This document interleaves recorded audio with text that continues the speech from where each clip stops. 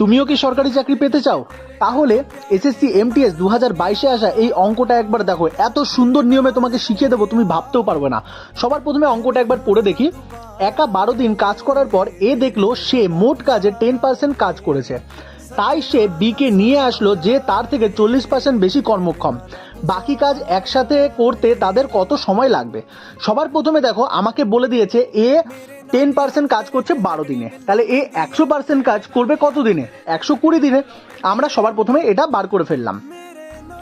এবার দেখো আমাকে বলেছে এখানে যে বি এর থেকে 40% বেশি কর্মক্ষম, তাহলে আমি এফিসিয়েন্সি বার করতে গেলে এ কতটুকু কাজ করতে পারে? 100, তাহলে বি কতটুকু করে? 140। সেখান থেকে আমি 10:14 আমি পেয়ে যাচ্ছি, আর আলটিমেটলি আমি পেয়ে যাচ্ছি 5:7, যেটা এদের এফিসিয়েন্সি অর্থাৎ কর্মক্ষমতা। এবার দেখো এক লাইনের মধ্যে আমাদের অঙ্কটা হয়ে যাবে। সবার প্রথমে আমাকে এ ও বি একসাথে বাকি কাজটি করছে, তাহলে একসাথে কত? 5 আর 7 যোগ করলে তাহলে কত হয়? 12। তাহলে 12 অংশ কাজ করে একদিনে।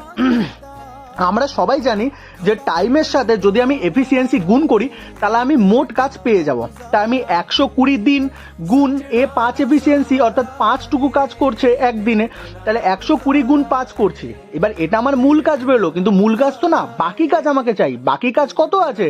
9/10, কারণ 10% কাজ হয়ে গেছে, তাহলে 9/10 অংশ বাকি আছে। তাহলে 9/10 ইন্টু 120 ইন্টু 5, এইটুকু কাজ হবে কত দিনে? এবার আমি ক্যালকুলেশন করব। 0-র সাথে 0, 12-র সাথে 12, আমার কাটাকুটি চলে যাবে। চলে গেলে কত থাকছে? 9 আর 5 থাকছে, তাহলে 5 নং কত হয়? 45। দেখো আমাদের অ্যান্সার আমরা পেয়ে গেলাম। অঙ্কটা কেমন লাগলো আমাকে কিন্তু কমেন্ট বক্সে নিশ্চয়ই জানাও।